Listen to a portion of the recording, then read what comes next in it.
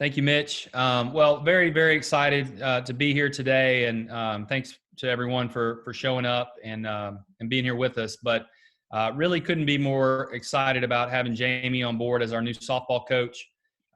When we started this process, she was somebody that we identified really early on as somebody that we wanted to get to know and spend some time with. And so we were able to interview her, obviously via Zoom.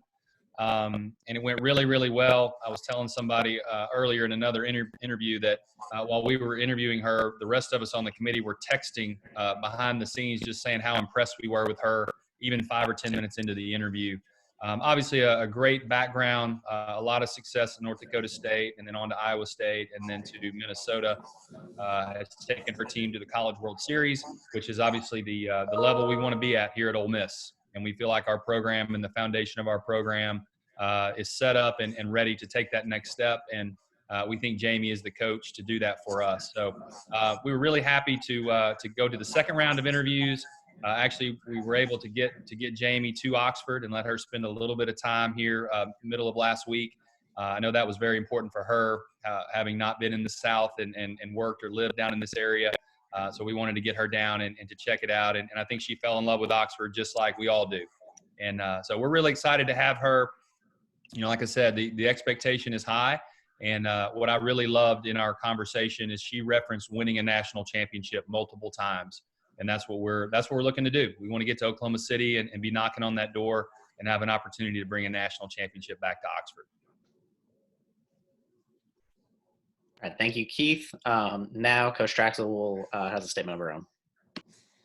Yeah, I just want to thank Keith and the search committee for this opportunity. And you win with people, you build successful programs with people, and it didn't take long to realize that this is a great administration that believed in me as a coach, believes in me as a person, trusts me and to lead their softball program. And when I went to Oxford, you could tell the feel was very family. I was very committed to a level of excellence that, I want to be part of. And the opportunity here presents itself to come down and be part of something special while we compete and challenge for championships year in and year out. And I want to come down and try to lead this program and back to the Women's College World Series and see if we can, ruin a couple teams' day and try to take home that national championship. So excited for the opportunity and ready to get down to Oxford and get to work. Thank you, Coach. This time I'll open it up for questions. Once again, just one more quick reminder to please address who you're asking the question to and mute your line if you're not speaking.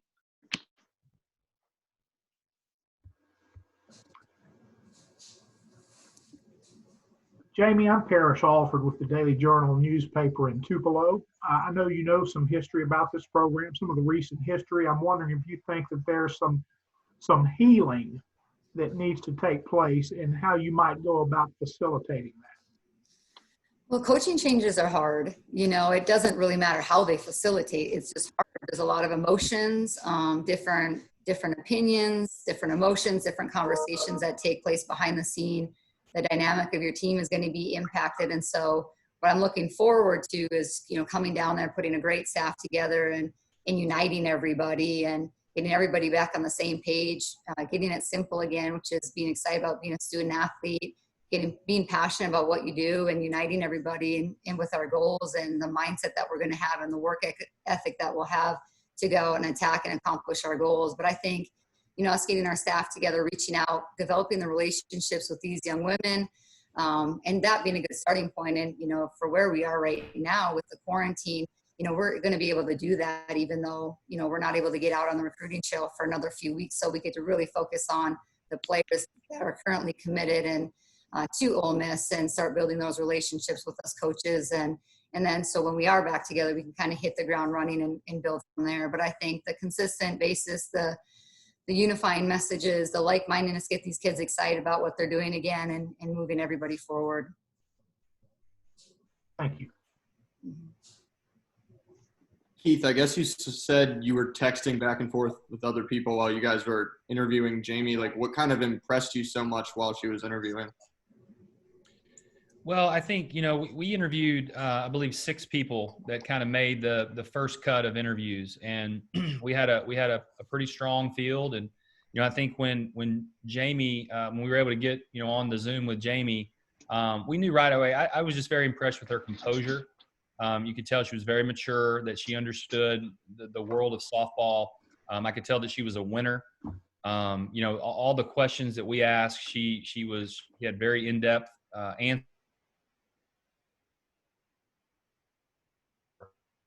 Liked as well, she asked a lot of great questions. I think that's always important when you're doing an interview with a candidate is, that they've done their research, that they're asking questions that are meaningful and have some substance to them. And you could tell she had done her research on Ole Miss. The opportunity to coach in the SEC and at Ole Miss was something that she was very, very interested in. But it was just obvious very quickly that she was going to be a top candidate, our top candidate, and we're so fortunate that we were able to reel her in. You mentioned kind of a level of maturity. Is that something you were obviously looking for given the last 8-10 months with the program? Yeah, we need someone that could come in and stabilize. And a little bit back to the last question, I think that our young ladies have been through a lot. And, I don't want to divulge too much of or really anything that was said in the initial meeting with Coach, with the team. But you could tell there was a sense of, hey, we're ready to move forward. We're ready to have some stability. And it was a great meeting. I think they got along very well in that initial meeting. I know she's having follow-up meetings now with them individually. But there was just a sense of, hey, it's time to move forward. And with Jamie, I felt like she could come in, having a long history of being a head coach and understanding lots of personalities and dealing with situations over the years. Just felt like she would be a great person to come in and do that. And obviously she's already made a great connection with our team. And then for Jamie, Nate Gabler, what made you kind of want to leave Minnesota after the year you had last year to come to Oxford? I wasn't looking to leave, but like every good recruit, you should always, be open to opportunities, and I was. And I had some more familiarity with Ole Miss because Katie Rekovich, who was on our current staff at Minnesota, had talked about it for so long and loved her experience, loved the people. They were successful, especially in recent years, even while she was there. And so I had a little familiarity with it.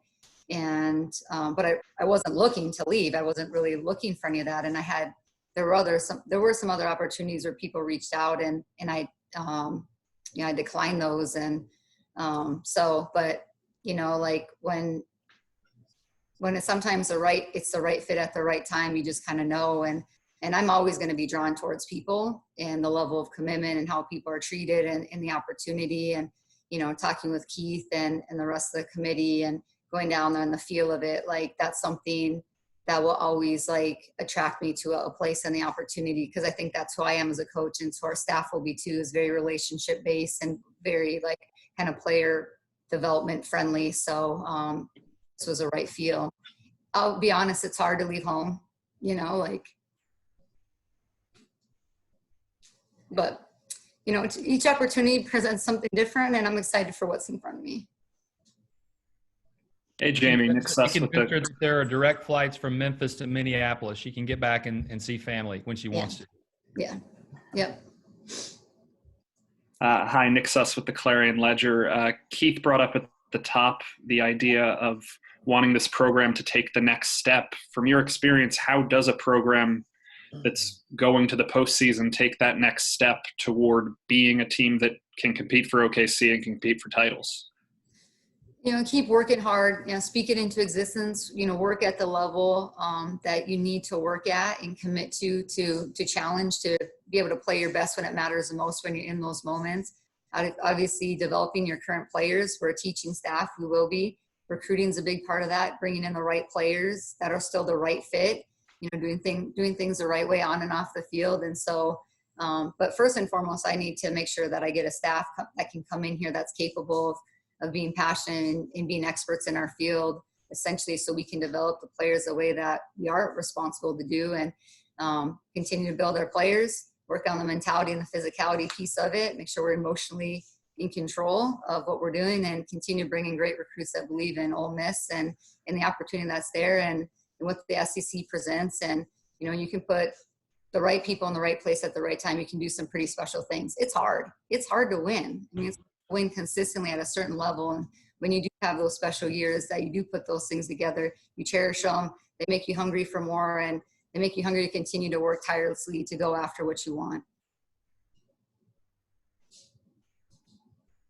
I guess just kind of building off that, then what is your view of the team you're inheriting, and have you given any thoughts to potentially retaining staff or bringing staff with you? Just where's the process with that? Yeah, working on my staff right now. That's kind of been the focus for this week. This process seems a little longer, but it's Thursday night into the weekend. So working on my staff, and then connecting with the players again. Had a chance to do that late last week, which was great. So I want to be able to reach back out to them and then watch some tape and, kind of dive into, as I have individual meetings with them, faces, get some background. Obviously I can look at stats and read their bio, but collectively really start diving into this team and the personnel that we have and what our roster looks like with the communication and then the evaluation piece of the video over the next few weeks.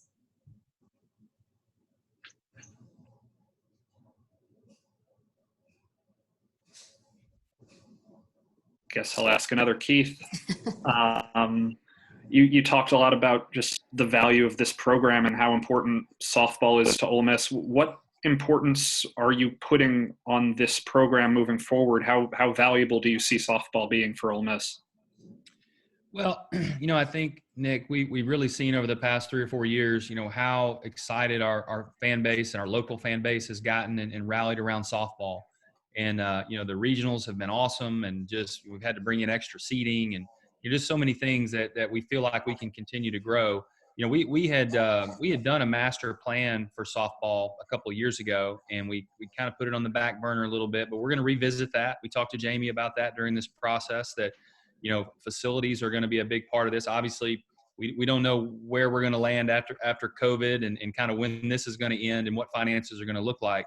But when we get back in the world of talking about capital projects, softball is going to be a priority. It's one that we're going to look at, and now it'll be great. We can visit that master plan with Coach and get her input on some things. And but we understand, the field and the things that the student athletes have are pretty good. The new locker room in Gillum, and there's some things there, but we need to do something for the fans, for the folks that are coming in, new seating, new press areas.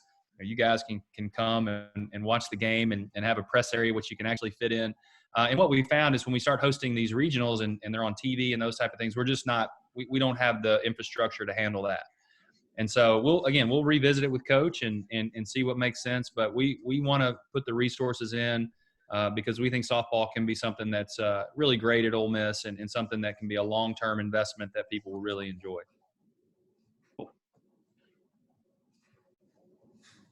I guess, Keith, if you're open to general questions, things like, I know the NBA said they're going to start opening practice facilities kind of based on state regulations, stuff like that. Have you guys with the SEC or anything talked about how that's going to work when different states start easing regulation on different stuff? Yeah, we spent a lot of time actually the last couple of weeks talking about just that. And, we have 11 states in the footprint of the SEC. And so what we would love to do, and really what we've done, since about March 13th when all this started, is we've made a lot of decisions at the conference level that have affected all institutions and all athletics departments. So we would love to continue to do that. But we also know that, just based on the cases and where the states are with COVID and those type of things, some are going to open up sooner than others. We're seeing Tennessee that's opening up restaurants, and, Georgia's opening up, and Nick, you need to go to Georgia so you get a haircut because they're open up there now. But they're going to open up sooner, so we got to talk about that. We want to be equitable, but we're talking on our campus about a way to bring our student athletes back in the summer. That's important for us if we want to get the fall started on time, and that's our goal. We got to get these students back, get them back in shape. That July 1st date is the one that is kind of standing out. That if we get too far past that, it's going to be hard maybe to start on time. So we're looking at some things there, but this thing is so ever changing and evolving. It changes every single day. We're just trying to create, think about all scenarios and trying to get them back. But we're going to get them back eventually. We just got to make sure that we're doing it the right way. And I know our students are ready to get back and our coaches are ready to get their hands on them for sure. Keith, is there the possibility that Baylor game would be played somewhere other than Houston through this, or would it still be played in Houston whenever it's played? Yeah, as of right now, Parrish, there are no talks to move the game to another city. Joe, you had a question for Coach? Yeah, how you doing, Coach? This is Joe Cook from 16 WAPT down in Jackson. I just want to get your initial thoughts on the roster. I know you were talking about, moving forward and starting anew. You've taken a team to a College World Series. Do you think this roster has that potential? Maybe with a couple of recruits. Just give me your input on what you see on paper at Ole Miss. Yeah, and I don't want to go too far into it because I haven't done enough research to really comment on that, but I mean, they're just in super regionals, in 2019. So, and there's a lot of players that are still on this roster. So, and I know that they're really, really excited about the recruits that were coming in for the 2020 class. So I think the combination of the existing personnel, players that are coming into it, and with us taking a deep dive look into it, and potentially kids that may be available that may be able to come in and help this program continue to move in the right direction. We're open to all scenarios, but first and foremost, we got to just dive into this team. But there's a lot of winners on this team. There's a lot of kids on this team that have been very successful and part of a lot of these championships and a lot of the build to the regional and super regional level, and that's exciting.